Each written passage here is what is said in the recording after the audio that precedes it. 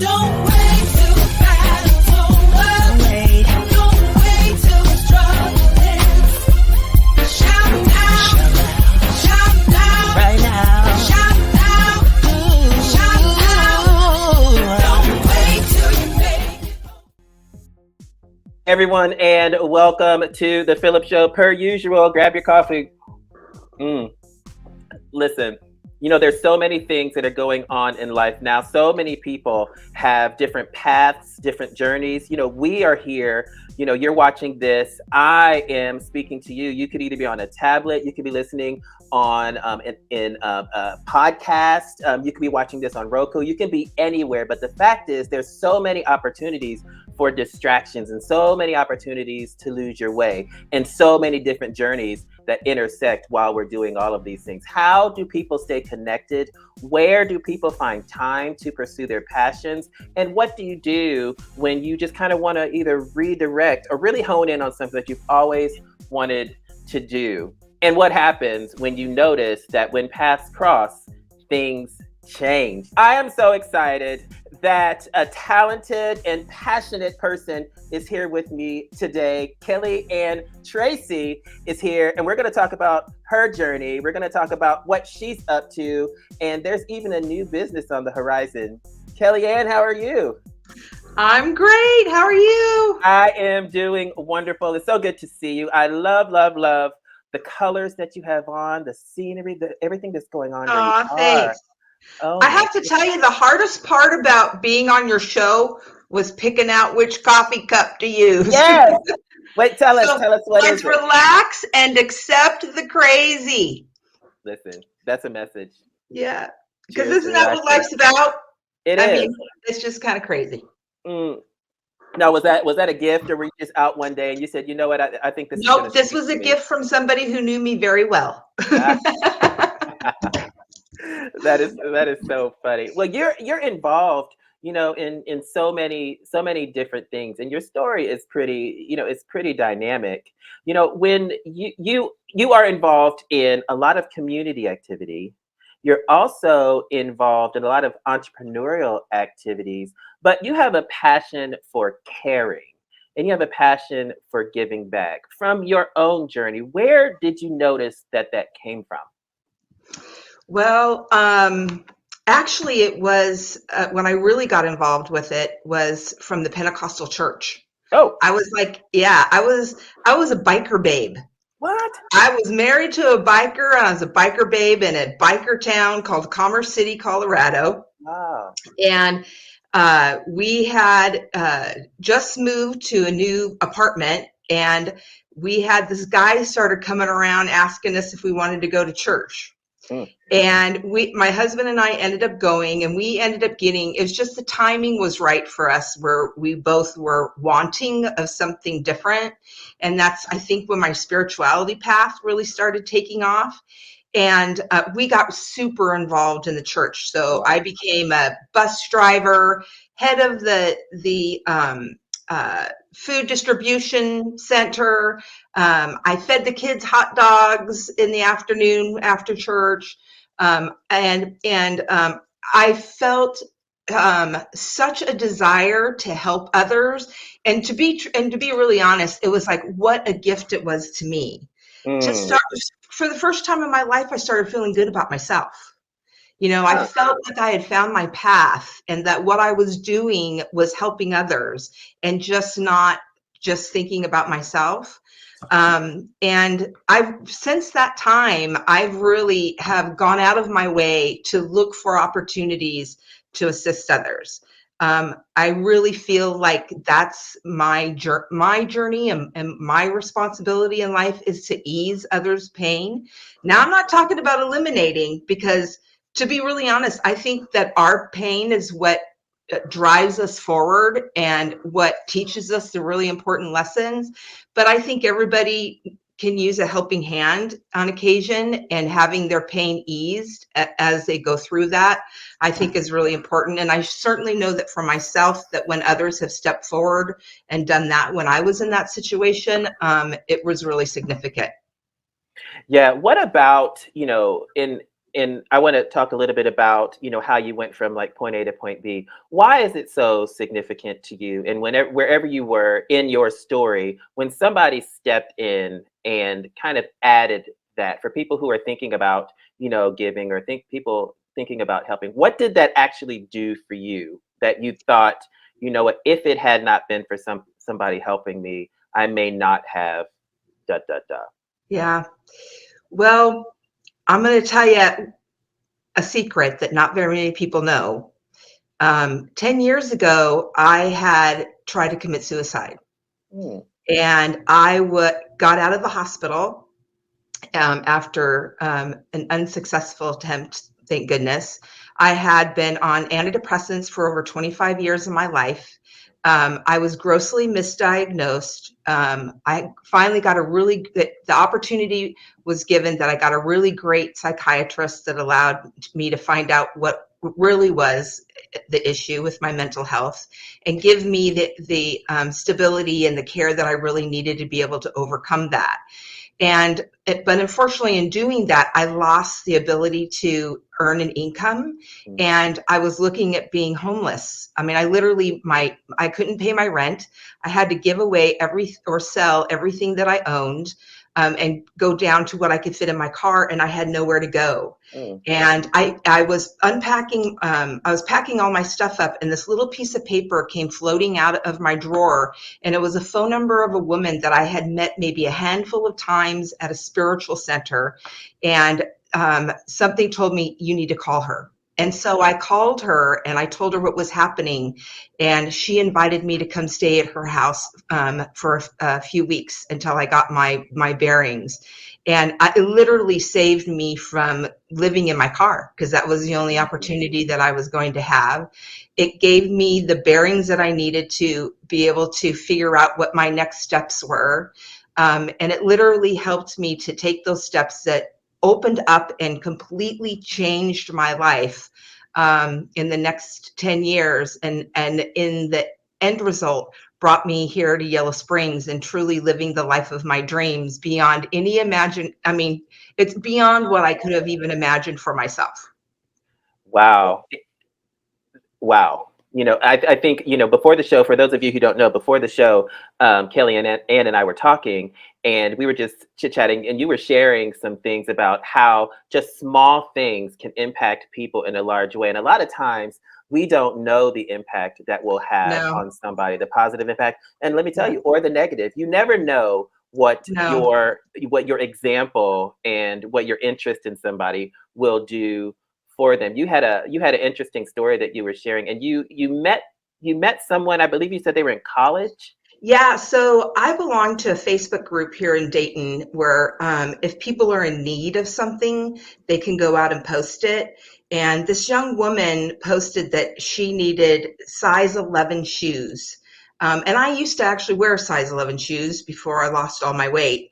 And I know that it's really hard to find those, and you can't find them like at the Goodwills and stuff like that, places where you can afford. So I went out and got her 2 pairs of shoes and just dropped them off to her, and found out that she was a college student that was here from Kentucky.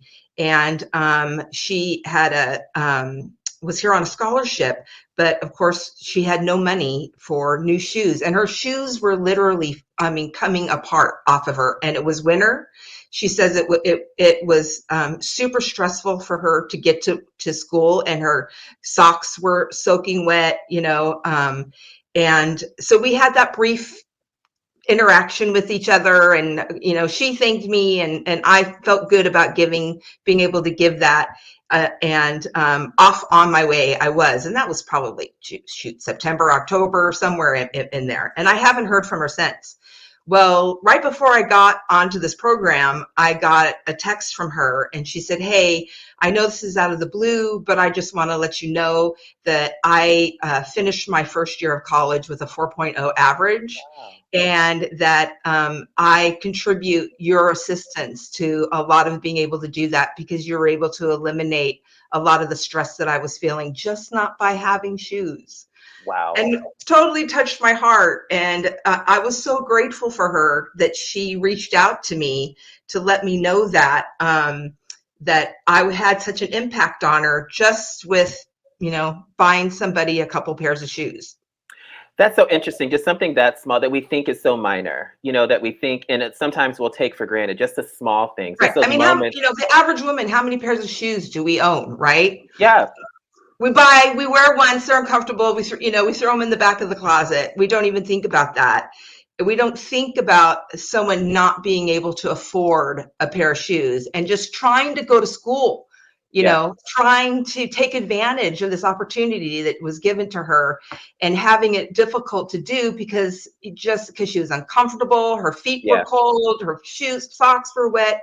It took away from her being able to concentrate, and to be able to supply that to somebody was a real minimal, thing, but for yeah. her made the difference, so And I much. and I love the fact that she circled back and wanted to let you know. Yeah, yeah, That's that so, was so precious. it's these small things that you decided to, something within you said, "Hey, I'm going to do this for her." She went on to success and said, "I'm deciding to thank this person." Then you decided to come on this show and tell me. Now we're telling the world. Yes. And it's, now all of a sudden there's all this encouragement and all this inspiration and all these examples of what can happen when you just, do something small Right. for someone Yeah. else. And literally, you never know the Yeah. impact, even just being, smiling and being kind to people when you're in the grocery store. I mean, so much of our workforce right now are really stressed out with, the whole COVID thing and all the stuff that's For going sure. on. Yep. And what an impact that you can be just by smiling at somebody or asking, hey, how's your day going? Or you're doing a great job. Mhm. I think have spent a lot of my career in healthcare finance. And so I've worked in hospitals and doctor's office and stuff like that. And I think some of the most important people are the ones in the doctor's office that never hear a thank you, like the Mm. people who clean. I mean, they're keeping infection from you. They're keeping the areas clean so that you don't catch anything else. And yet we never think of thanking those people who, and they have like a thankless job, but their job is so critical to our well-being. So Yeah. those are the people that I always try to really acknowledge and take the time instead of, the doctor or, they have doctor's day, they have thank a nurse day, Yeah. but they never have, thank the cleaning lady who keeps you healthy.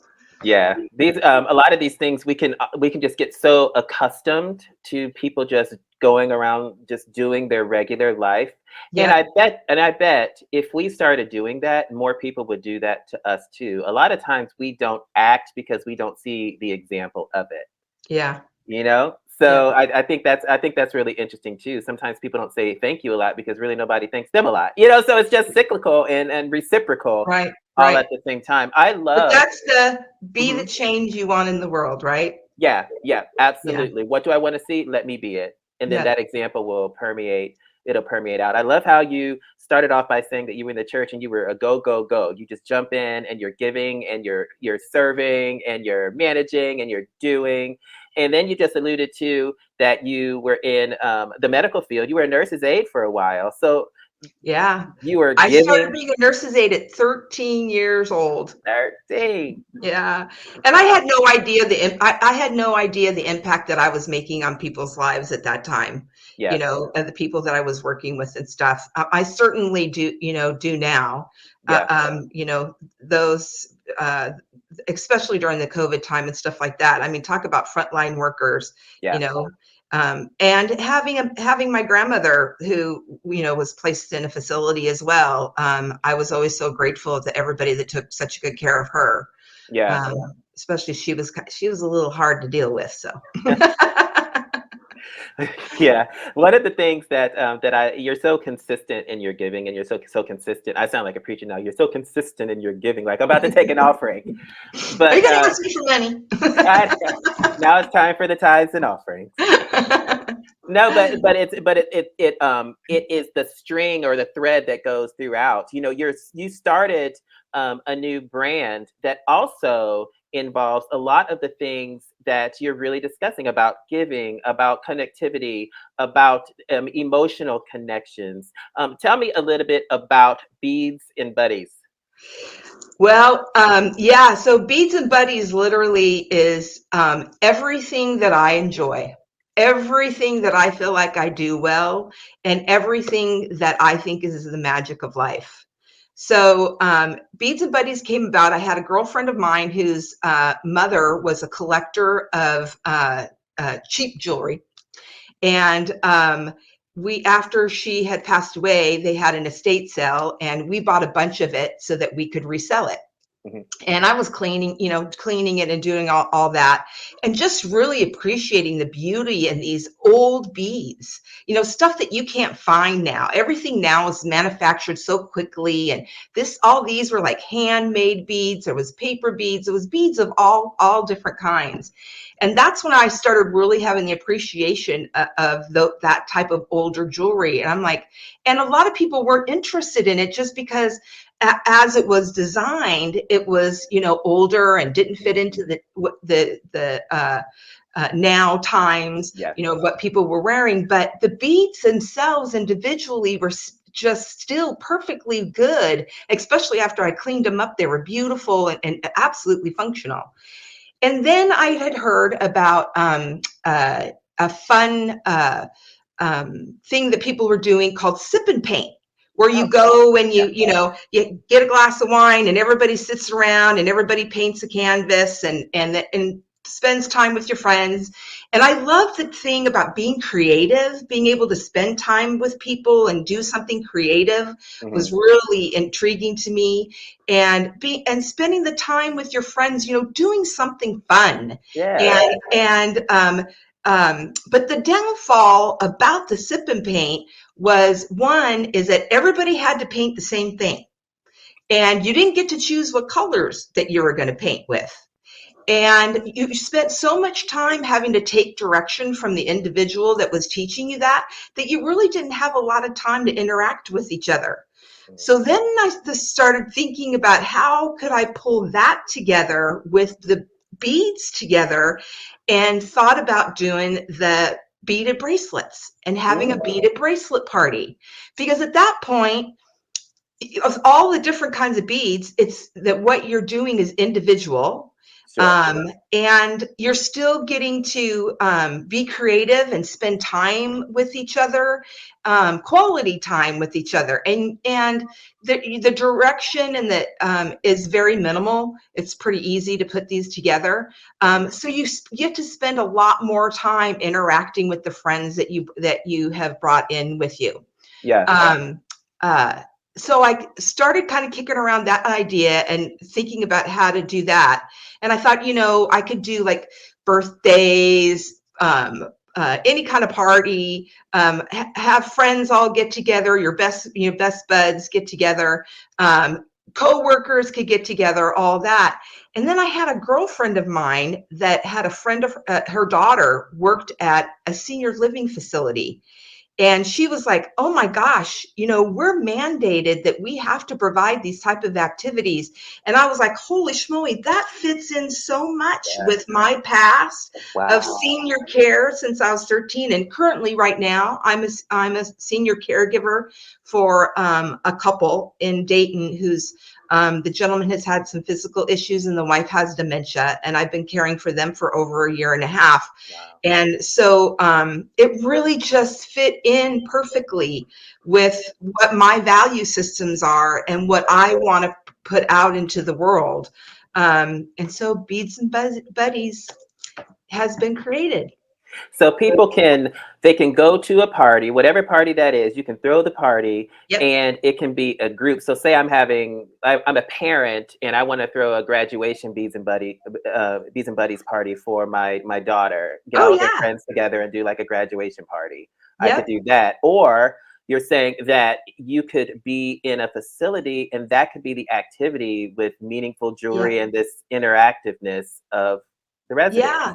So one of the things about having elderly family members is that oftentimes communication can start becoming really tough. One is that they often may not be happy where they are. And so a Mm. lot of the communication is like, how quickly can you bust me out of here? Yeah. Or they don't comprehend or understand what's happening around them any longer. Mm. So there's not a lot to communicate or talk about, but you want to spend time with your loved ones. And I thought, what a beautiful way of being able to do that by just coming together, and you can either help your loved one, with their bracelet, or you could be making them for each other, or you could be helping them gift it. And I was like, this is going to, yeah. I was like, at that point, I was like, okay, I'm sold on it. This is really going to be make a significant impact in families all over Ohio. Yeah, and what a great memory. It's something tangible Yeah, that can just, like, I made this bracelet, say, with my grandma, with or my I made grandma. this with my wife, or I made Mhm. this with, whatever. Always be reminded of that time together. Well, that's so Yeah. And great. every time you look down at it, you Yeah. remember you remember that time period that you had with them. And as we get older, those memories are so precious, Yeah. because as we all know, we don't all last. But Mm. our memories, of those times spent together absolutely can last. What made you say, you remind me of myself in a lot of ways, because your mind just goes and you're like doing and doing. It's like, okay, so what are we going to do next? What are we going to do next? What made you just settle and say, wait a minute, that's it. That's it. I think beads and buddies, that's it. Why that? Well, you know, I what I've learned in the last 10 years is that to lead a spirit-led life. Mm. And if I get out of my way and I allow spirit just to guide me, which direction I'm supposed to go, things just flow for me. I Yeah. call it the downstream living. Before I spent my life paddling and paddling and paddling and paddling, Yeah. trying to get where I thought that I needed to go, or I thought that I wanted to go. And once that I said, okay, this is what I want my life to be. I want my life to be of service. I want to have a good time. I want to be able to utilize all of the gifts that Spirit has given me. I want to be able to travel. I want to be able to connect with people. I want to bring positive things into other people's life, and then backed up and just allowed Spirit to work its magic. And it Mm. was literally like everything fell into place and fell into place and fell into Yeah. place and fell into place. I mean, to be honest with you, I've had to do minimal amount of work for it, and has come and laid at my lap. And I've truly found in the last 10 years that the more that I can just get out of my way and allow Spirit to work in my life and have divine intervention and also divine inspiration. That doesn't mean I don't do anything. That means when Spirit brings to me something that feels completely good, Yeah. 100% good, then I know that it's divine inspiration. If I don't feel good at any point about something, I don't do it. That's the Mm. big lesson. Just don't do it. Absolutely. Yeah, because if you do, it ain't gonna be good. Yeah. No, that's something that I take to heart, and I try to live by that. If I get like a tick, like, wait a minute, then it's a Yeah. no for now until something says yes. Yes. Like, I Yep. get it. Nope, nope, it's a no until Yep. there's a yes. Until So there's I yes. so Yeah. I absolutely, Recognizing when the yes is. yeah. Yeah. And when it's a no. I had an experience that really turned things for me. I Here in Yellow Springs a couple years ago, we had a Black Lives Matter movement. For 23 weeks, we met downtown at the Mills School. Mhm. And we had one weekend, we had an incident happen where things didn't go very well. And we had an individual who was causing some problems across the street, and it really blew up. That following week, we had a Trump rally in a nearby town, and everybody was kind of concerned that we might have a backlash over the week before and then the Trump rally. And Spirit told me not to go to that rally, not to go to the rally on Saturday, that someone was going to get hurt. And I really had a hard time with it. I went to my children and talked to them about it. I went to my spiritual advisor and talked to them about it, because what I was feeling was like I had the privilege of not showing up. I had the privilege of just not going. But those that I spent that time supporting didn't have that privilege of just not supporting up, not showing up for the issue. Yeah. They were living it every day. So I chose to go. And I got my chair out of my car and I parked it on the grass next to the sidewalk. And I went to get in my chair and I tripped and fell and I broke my hip. Oh my goodness. I live alone. I have no family in Yellow Springs. Wow. And I was down for 3 months. Wow. And what I learned from that was when Spirit tells me to do something, Yeah. I do it. Yeah. Whether I like it or not, whether I'm comfortable with it or not, if I truly believe that this message is coming from Spirit, I'm going to do it. Yeah. Yeah. Because I don't know what the outcome is going to be. Yeah. Clearly, but you know that you've been breaking another bone. Yeah. Yeah. None of that. None of that. No, none of it. So you're so motivational, inspirational, and I love that you're setting the example of really following and really listening and really understanding, who you are and what you are passionate about. For somebody who's listening, I mean, now you have Beads and Buddies, and you're really moving forward with that. I love the senior living aspect. For somebody who's just sitting and just like, I don't know whether to move left. I don't know whether to move right. They might be fearful of moving forward, but what would you say to them in those moments where fear may be the thing that causes them not to move forward? Yeah. I think that the hardest part is really knowing who you are. I think working on who are you? What are your values? What do you want?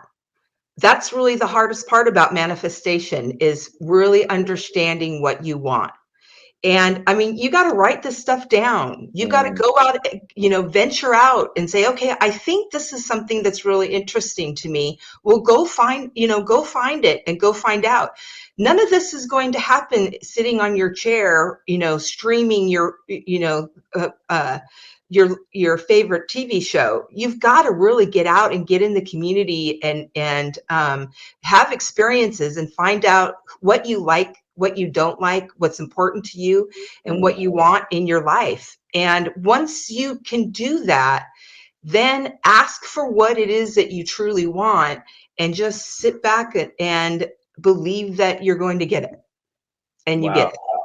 Ask for what you want. Know who you are. Ask and you shall receive. Yep. And sit back and believe. Yes, you have to believe and visualize yourself living the life that you want. Visualize yourself doing the things that you enjoy and what the outcome that you want to have.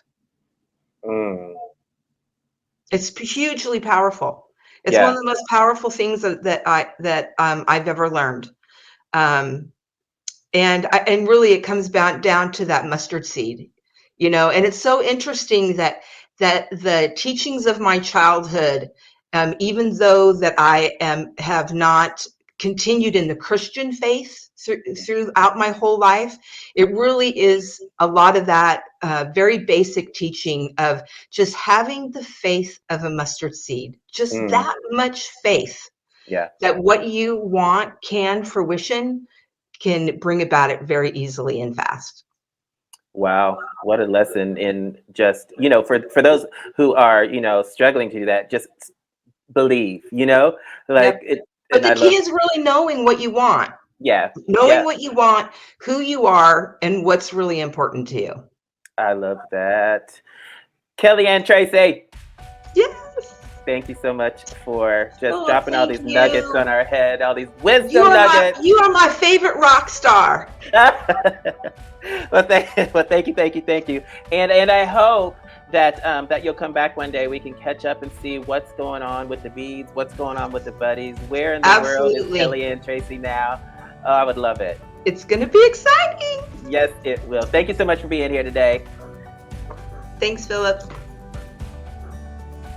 KellyAnn Tracy with Beads and Buddies, and you can find Beads and Buddies at beadsandbuddies.com, beadsandbuddies.com. What a lesson in, self-awareness. Be aware and discover who you are. I love what was laid out. I love how she just made it very plain. However, there are action steps that we have to take. There are things that we have to do. And I love that she put action behind her faith. She put action behind her beliefs. And now all of a sudden she sees what she's pursuing. And it's a combination of all of her passions and all of the things that she's best at. If you are out there wondering how to move forward, just watch this back, take it down. She told you, get a piece of paper and pen, write it down, write the vision, and make it plain. Make sure you go to beadsandbuddies.com to check out KellyAnn Tracy with Beads and Buddies. And remember, you are the best you in the world. And I will see you next time here on The PHILLIP Show. Don't